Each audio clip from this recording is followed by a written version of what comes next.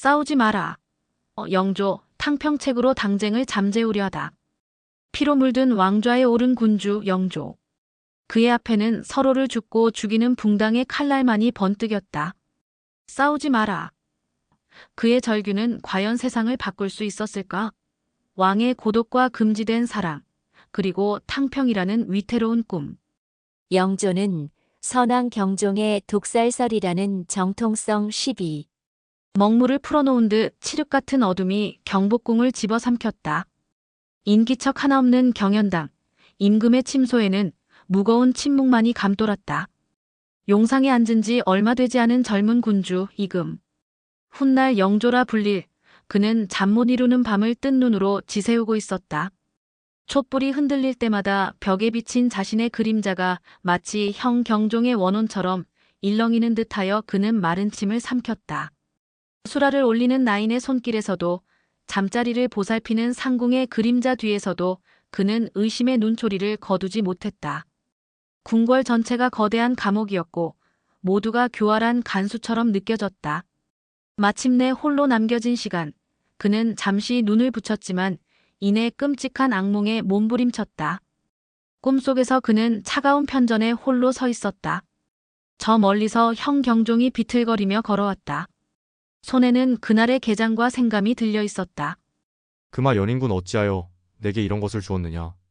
경종의 목소리는 원망으로 가득 차 있었고 입가에서는 검붉은 피가 흘러내렸다. 이것을 먹고 내 창자가 다 녹아내리는 듯하구나. 왕자가 그리도 탐이 났더냐. 경종이 피를 토하며 쓰러지자 사방의 벽이 무너지며 노론과 소론의 신료들이 삿대질을 하며 달려들었다. 선왕을 시해한 역적을 왕으로 섬길 수 없다. 아우가 형을 죽인 폐륜의 현장이다. 그들의 고함 소리가 그의 귓전을 찢을 듯이 파고들었다. 아니다, 내가 아니야.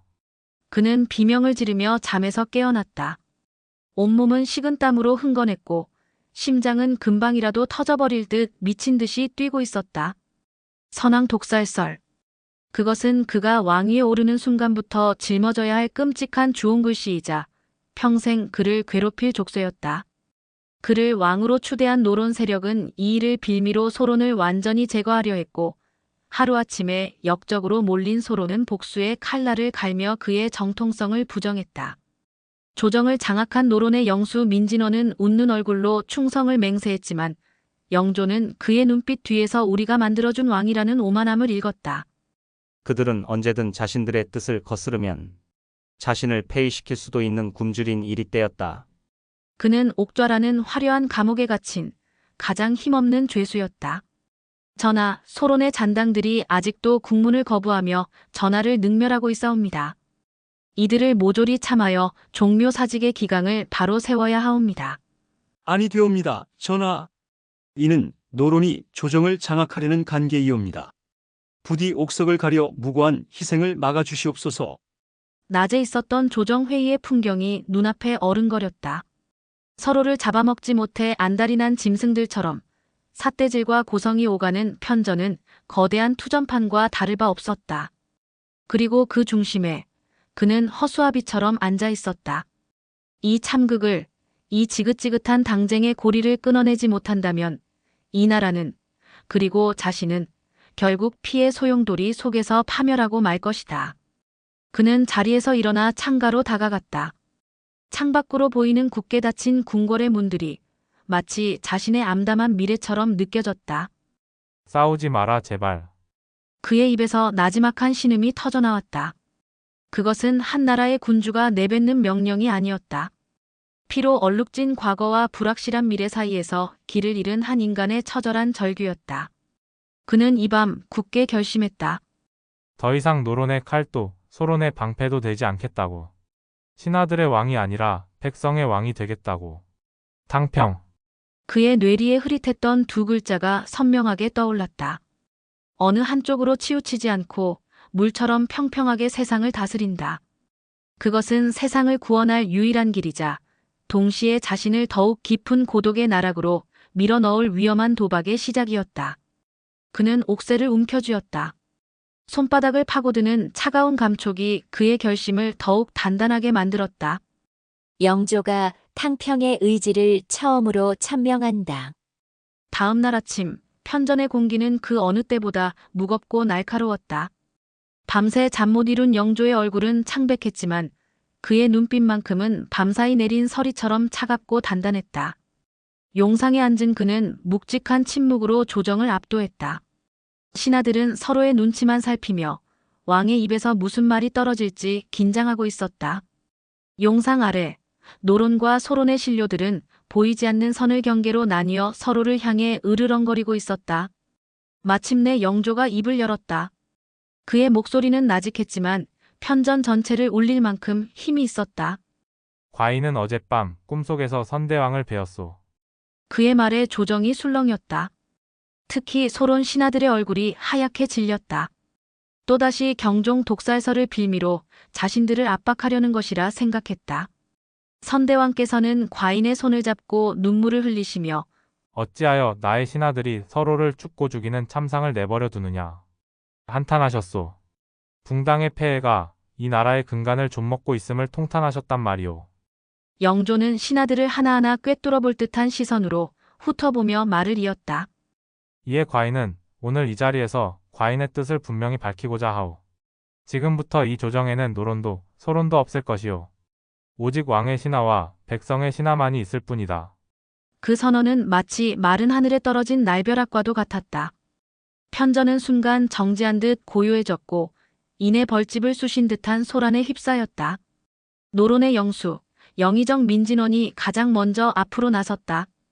그는 겉으로는 감격한 표정을 지으며 머리를 조아렸다. 전하, 성군의 자질을 타고나셨나이다. 탕평의 대의를 밝히시니 이 늙은 신은 감격하여 몸 둘 바를 모르겠나이다. 전하의 뜻을 받들어 당색을 가리지 않고 널리 인재를 구하는데 앞장서겠나이다. 그의 말은 교활한 능구렁이의 혓바닥처럼 매끄러웠다. 그는 탕평을 명분으로 아직 조정에 남아있는 소론의 잔당들을 합법적으로 제거하고 온건파 소론을 흡수하여 노론의 세력을 더욱 공고히 할 수 있으리라 계산했다. 반면 소론의 마지막 보루라 할 수 있는 젊은 관료 이조자랑 윤수호는 굳은 얼굴로 반박했다. 전하, 통촉하여 주시옵소서. 탕평의 대의는 지당하오나 시기가 심히 우려스럽사옵니다. 지금의 조정은 한쪽으로 심하게 기울어진 저울과 같사옵니다. 이런 상태에서의 탕평은 기울어진 저울에 무게를 더하는 격일 뿐 결코 수평을 이룰 수 없사옵니다. 옥석을 가려 역도들을 먼저 처단하신 후에 탕평을 논하여도 늦지 않사옵니다. 그의 말은 곧 정권을 장악한 노론을 먼저 쳐내지 않는 한 진정한 탕평은 불가능하다는 뜻이었다. 그의 말에 소론 신료들이 동조하며 목소리를 높였고 노론 신료들은 역심을 품은 발언이라며 그를 탄핵해야 한다고 맞섰다. 조정은 순식간에 두 패로 갈려 격렬한 논쟁을 벌이기 시작했다. 고성과 삿대질이 오가고 금방이라도 칼부림이 날 듯 험악한 분위기가 조성되었다. 영조는 그 모습을 차갑게 내려다보았다. 그는 생각했다. 저 늙은 여우 민진원은 탕평을 이용해 제 배를 채우려 하고 저 젊은 늑대 윤수호는 탕평을 명분 삼아 복수를 꿈꾸는구나. 모두가 제 사리사욕과 당리당략에 눈이 멀어 있구나. 조용히 하라. 그의 불호령에 편전이 다시 조용해졌다. 과인의 뜻은 변함이 없소. 탕평의 길에 동참하지 않는 자는 노론이든 소론이든 가리지 않고 과인의 적으로 간주할 것이요. 또한 과인은 당파를 가리지 않고 오직 능력만으로 인재를 등용할 것임을 천명하는 바이오. 그는 윤수호를 날카롭게 바라보았다. 그의 눈빛은 소론에 대한 동정심이 아니라 그의 당돌함과 기계를 높이 사는 듯했다. 영조의 탕평 선언은 그렇게 거대한 폭풍의 서막을 열었다. 그의 이상은 높았으나 현실의 벽은 견고했다. 그의 앞에는 이제 웃는 얼굴로 칼을 들이미는 적들과 자신의 목숨을 걸고 왕의 의지를 시험하려는 자들만이 남게 될 터였다. 젊은 소론 관료 윤수호는 정보 수집을 위해 기방을 찾는다. 서라벌의 밤을 수놓는 화려한 등불 사이에서도 유독 은밀한 빛을 발하는 곳이 있었다. 최고의 관료들과 거상들만이 드나든다는 1급 기방, 월양루. 그곳은 단순한 유흥의 공간이 아니었다. 비단발 너머에서는 권력의 향방이 논의되었고 여인의 치마폭 아래에서는 은밀한 정보가 거래되었다. 이곳은 정치의 축소판이자 욕망의 용광로였다. 탕평 전국의 핵으로 떠오른 젊은 소론 관료 윤수호는 오늘 밤 복잡한 심경으로 이곳을 찾았다. 그의 목적은 유흥이 아니었다. 탕평책을 지지하는 척하면서 뒤로는 소론을 와해시키려는 노론의 움직임을 파악하기 위해서였다. 그는 탕평이 소론에게 남은 마지막 기회이자 동시에 가장 위험한 덫이 될 수 있음을 직감하고 있었다. 왕의 의지는 확고했으나 그 의지를 실행할 손발은 모두 노론의 사람들 뿐이었다. 이 싸움에서 이기려면 정보가 필요했다. 적의 심장부에서 흘러나오는 가장 내밀한 정보가 월양루의 가장 깊숙한 방, 그는 그곳에서 노론에 숨겨진 실세이자 책사로 알려진 김상로를 기다리고 있었다. 그러나 그를 맞이한 것은 김상로가 아니라 눈처럼 하얀 소복 차림의 기생, 월하였다. 그녀는 월양루의 일패기생이자 김상로가 지극히 아끼는 애첩으로 알려져 있었다. 윤대감, 기다리고 있었습니다. 그녀의 목소리는 옥쟁반의 옥구슬이 구르는 듯 맑았지만 그 눈빛은 웬만한 사내들을 압도할 만큼 깊고 서늘했다. 그녀는 단순한 기생이 아니었다. 그녀의 눈빛은 이미 윤수호의 속내를 다 꿰뚫어보고 있는 듯했다. 김 대감께서는 급한 관무로 조금 늦으실 듯합니다. 제가 먼저 술이라도 한 잔 올리게 해 주십시오. 윤수호는 경계를 늦추지 않으며 그녀가 따라주는 술잔을 받았다. 방 안에는 무거운 침묵과 함께 묘한 긴장감이 흘렀다. 월하는 그런 그를 보며 희미하게 미소 지었다. 대감께서는 어찌하여 탕평이라는 허울 좋은 칼날 위에 스스로 목을 내놓으셨습니까? 전하의 탕평은 결국 노론의 배를 불리고 소론의 숨통을 끊게 될 것입니다. 그녀의 말은 날카로운 비수처럼 윤수호의 가슴에 박혔다. 기생의 입에서 나올 말은 아닌 듯하구나. 나라의 대사를 어찌 그리 쉽게 입에 담는 것이냐. 기생이기에 더 잘 보이는 것일 수도 있지요. 자네들의 권력 다툼이 얼마나 허망하고 그 끝이 얼마나 비참한지를 저는 이 자리에서 매일 밤 보고 듣고 있으니까요. 그녀는 덧붙였다. 오늘 아침 영의정 대감께서 대감의 집안을 뒷조사하라 명하셨다는 것을 알고 계십니까? 대감의 부친께서 과거 신임사와에 연루되었던 일까지 다시 들추어내려 하고 있습니다. 윤수호의 눈빛이 흔들렸다. 그것은 자신을 포함한 소수의 핵심 관료들만 아는 정보였다. 이 여인은 대체 어디까지 알고 있는 것인가? 그녀는 자신의 잔을 채워 단숨에 비웠다. 술기운 때문인지 그녀의 하얀 뺨이 붉게 물들었다. 그 순간 윤수호는 자신도 모르게 그녀에게서 시선을 떼지 못했다. 정치적 적의 여인이라는 사실을 잊은 채 한 사내로서 그녀의 치명적인 매력에 속수무책으로 빠져들고 있었다. 그녀의 서늘한 눈빛 뒤에 숨겨진 깊은 슬픔, 그리고 세상을 향한 냉소. 그것은 마치 자신을 보는 듯했다. 두 사람의 시선이 허공에서 부딪혔다. 그 짧은 순간 그들은 서로의 눈빛 속에서 동질감과 함께 거부할 수 없는 끌림을 느꼈다. 이 만남이 훗날 서로의 목을 겨누는 비수가 되리라는 것을 예감하면서도 그들은 이미 위험한 불꽃에 휩싸이고 있었다. 윤수호는 깨달았다.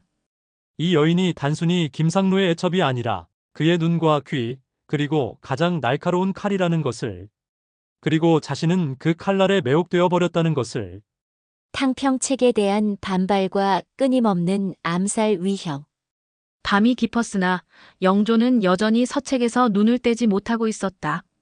하지만 그의 눈은 글자를 좇을 뿐 그 뜻은 머릿속에 들어오지 않았다. 온 신경이 문 밖의 작은 소리 하나, 바람에 창호지가 떠는 소리 하나에도 곤두서 있었다. 탕평책을 선언한 이후 노론과 소론의 반발은 더욱 거세졌다. 낮에는 충신을 자처하며 머리를 조아리던 자들이 밤이 되면 자객을 보내거나 저주의 상소를 올렸다. 얼마 전에는 수라상에 오를 은수저가 검게 변하는 일도 있었다. 그는 이제 음식 한 술, 물 한 모금도 마음 놓고 넘길 수 없었다. 지독한 불면과 스트레스에 그의 신경은 달아빠진 활시위처럼 위태로웠다.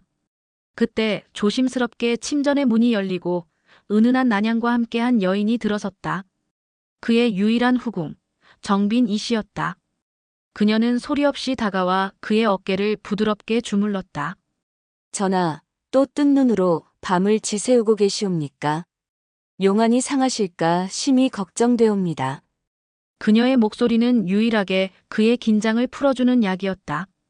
영조는 들고 있던 서책을 내려놓고 그녀의 손을 잡았다. 정빈은 왕가의 혈통이 아닌 평범한 양가의 여식이었다. 그래서인지 그녀에게서는 정치적인 야심이나 계산이 느껴지지 않았다. 그녀는 그를 전하이기 이전에 지아비로 고독한 한 사내로 대했다. 잠이 오지 않는구나. 눈을 감으면 나를 향해 칼을 가는 자들의 얼굴이 떠올라 견딜 수가 없어. 영조는 처음으로 자신의 나약한 속내를 드러냈다. 정빈은 그의 지친 등을 부드럽게 쓸어내리며 속삭였다. 전하께서는 너무 많은 짐을 지고 계십니다. 잠시만이라도 그 짐을 내려놓으시지요. 그녀는 영조를 침상으로 이끌었다. 그리고는 그의 관복을 벗기고 지친 몸을 눕혔다. 그녀는 그의 머리를 자신의 무릎에 누이고 부드러운 손길로 관자놀이를 지압하기 시작했다. 그녀의 따스한 체온과 부드러운 손길에 팽팽했던 영조의 마음이 조금씩 녹아내렸다. 그는 아이처럼 그녀의 품에 안겨 눈을 감았다. 정치, 암투, 배신, 그 모든 것을 잊고 오직 이 순간의 평온함에 기대고 싶었다. 정빈은 그런 그의 마음을 읽은 듯 조용히 노래를 부르기 시작했다. 어릴 적 어머니에게서 들었던 자장가였다. 그 노래를 들으며 영조는 자신을 옥죄던 불안감에서 벗어나 서서히 잠에 빠져들었다. 정빈은 잠든 영조의 얼굴을 안쓰럽게 내려다보았다. 만인지상의 군주. 그러나 그 실체는 누구에게도 기댈 곳 없이 홀로 모든 풍파를 감내해야 하는 세상에서 가장 외로운 사내였다. 그녀는 그의 곁을 지키는 것이 자신의 숙명이라 생각했다. 그가 기댈 수 있는 유일한 안식처가 되어주는 것. 그녀는 잠든 그의 입술에 자신의 입술을 살며시 포겠다. 그것은 정욕의 입맞춤이 아니었다. 연민과 사랑, 그리고 지켜주겠다는 굳은 맹세가 담긴 성스럽고도 슬픈 입맞춤이었다. 이 위험한 세상 속에서 이 짧은 밤의 평온함이 두 사람에게 허락된 유일한 행복이었다. 윤수호와 월하는 서로의 신분을 알면서도 거부할 수 없는 감정. 달빛만이 교교히 내리는 깊은 밤, 월양루의 가장 깊숙한 방에서는 두 남녀가 서로를 탐하고 있었다. 탕평의 선봉에 선소론 관료 윤수호와 노론의 책사 김상로의 여인 월하. 두 사람은 결코 만나서는 안 될 사이였다. 그러나 한번 타오르기 시작한 불꽃은 걷잡을 수 없이 번져 이제는 서로를 태워버릴 지경에 이르렀다. 그들의 만남은 처음에는 정보를 위한 거래였다. 월하는 김상로에게서 얻은 노론의 내밀한 정보를 윤수호에게 넘겼고 윤수호는 그 정보를 이용해 노론의 공격을 막아내고 왕의 신임을 얻었다. 그러나 거래가 반복될수록 두 사람의 관계는 단순한 정보원을 넘어섰다. 그들은 서로의 눈빛 속에서 자신과 같은 종류의 고독과 세상을 향한 냉소를 발견했고 동질감은 이내 거부할 수 없는 연모의 감정으로 변해갔다. 오늘 밤 김 대감이 영의정 대감을 만났습니다. 격정적인 정사가 끝난 후 월하는 윤수호의 품에 안겨 속삭였다. 그녀의 목소리는 아직 가쁜 숨결로 떨리고 있었다. 무슨 이야기를 나누었습니까? 윤수호는 그녀의 헝클어진 머리카락을 부드럽게 쓸어넘기며 물었다. 전하께서 새로 중용하려는 남인들을 막을 방도를 의논했습니다. 그리고 대감에 대한 이야기도 나왔습니다. 월하의 목소리가 어두워졌다. 저들이 대감을 영모로 엮으려 하고 있습니다. 부친께서 신임사와에 연루되었다는 것을 빌미 삼아 대감 또한 역심을 품고 있다는 상소를 준비하고 있습니다. 윤수호의 얼굴이 굳어졌다. 이미 예상했던 바였지만 월하의 입을 통해 확인하니 심장이 차갑게 식는 듯했다. 그는 월하의 몸을 더욱 강하게 끌어안았다. 이 여인은 지금 자신의 목숨을 걸고 자신에게 정보를 주고 있었다. 만약 이 사실이 발각된다면 그녀는 살아남지 못할 것이다. 위험합니다. 이제 그만두어야 합니다. 더 이상 나를 만나러 오지 마시오. 윤수호는 그녀를 밀어내려 했다. 그러나 월화는 그의 목을 끌어안으며 고개를 저었다. 싫습니다. 대감을 만나지 못한다면 어차피 저는 살아도 사는 것이 아닙니다. 김 대감의 놀이개로 살다가 늙고 병들면 버려지겠지요. 차라리 대감을 위한 칼이 되어 부러지는 것이 낫습니다. 그녀의 눈에 눈물이 고였다. 윤수호는 그런 그녀를 보며 더 이상 아무 말도 할 수 없었다. 이 위험한 관계는 독배와도 같았다. 마시면 죽는다는 것을 알면서도 그 달콤한 유혹을 거부할 수가 없었다. 그는 다시 그녀의 입술을 거칠게 탐했다. 불안과 공포를 잊기 위해 오직 서로의 체온과 숨결에만 의지한 채 두 사람은 다시 하나가 되었다. 방 안의 촛불이 두 사람의 위태로운 그림자를 비추며 세차게 흔들렸다. 그들은 서로의 몸을 탐하면서 동시에 서로의 마음을 확인했다. 이 지옥 같은 세상에서 서로가 서로에게 유일한 구원이자 안식처였다. 그러나 그들은 몰랐다. 두 사람의 미래를 어둠 속에서 지켜보는 또 다른 눈이 있다는 것을. 그들의 금지된 사랑은 이미 거대한 음모의 한가운데에 놓여 있었다. 영조는 자신의 탕평 의지를 만천하에 알리기 위해 성균관에 탕평비를 세운다. 며칠 후 영조는 자신의 탕평 의지를 만천하에 공포하기 위해 성균관 입구에 탕평비를 세우도록 명했다. 비석에는 두루 원만하고 치우치지 않는 것이 군자의 마음이고 치우치고 원만하지 못한 것이 소인의 마음이다. 라는 글귀가 새겨졌다. 탕평비 제막식이 열리는 날 영조는 친히 성균관을 찾았다. 수많은 유생들과 신료들이 지켜보는 가운데 그는 탕평의 대의를 다시 한번 역설했다. 이 비석은 과인의 굳은 의지이니 경들은 당파를 떠나 오직 학문과 백성을 위해 정진하라. 앞으로 이 비석의 뜻을 거스르는 자는 과인의 신하가 될 자격이 없을 것이다. 영조의 목소리는 위엄으로 가득했고 그 모습을 지켜보는 백성들은 환호했다. 윤수호는 그 모습을 복잡한 심경으로 바라보았다. 왕의 의지는 하늘을 찌를 듯했으나 그 아래에서는 여전히 더러운 암투가 벌어지고 있었다. 어젯밤 월화에게서 전해들은 노론의 영모 계획이 그의 머릿속을 떠나지 않았다. 노론은 영조가 아끼는 남인 출신 관료를 역적으로 몰아 제거하고 그 배후에 소론이 있는 것처럼 꾸며 탕평책 자체를 무력화시키려는 음모를 꾸미고 있었다. 윤수호는 이 사실을 왕에게 알려야 한다고 생각했지만 증거가 없었다. 섣불리 고했다가는 오히려 자신이 역풍을 맞을 수도 있었다. 그가 고뇌에 빠져 있을 때 저편에서 영의정 민진원과 김상로가 자신을 보며 의미심장한 미소를 짓는 것이 보였다. 마치 모든 것을 알고 있다는 듯한 오만하고 잔인한 미소였다. 윤수호는 주먹을 불끈 쥐었다. 이대로 당할 수는 없었다. 왕을 지키고 탕평을 지키고 그리고 월화를 지켜야 했다. 제막식이 끝나고 영조는 만족스러운 얼굴로 환궁했다. 그러나 그가 떠난 자리, 탕평비의 거대한 그림자 아래에서 새로운 비극의 씨앗이 싹트고 있었다. 탕평이라는 위태로운 꿈을 지키려는 자와 그것을 무너뜨리려는 자들의 보이지 않는 전쟁. 그리고 그 전쟁의 한가운데 자신들의 운명도 모른 채 위험한 사랑에 빠져든 두 남녀가 있었다. 역사의 거대한 수레바퀴는 이제 막 피의 길을 향해 굴러가기 시작했다. 영조의 절규로 시작된 탕평책. 그러나 그의 원대한 꿈은 뿌리 깊은 붕당의 현실 앞에서 위태롭기만 합니다. 왕의 고독과 금지된 사랑, 그리고 거대한 음모의 그림자. 과연 영조는 이 위기를 극복하고 탕평의 시대를 열 수 있을까요? 구독과 좋아요는 다음 역사를 만드는데 큰 힘이 됩니다.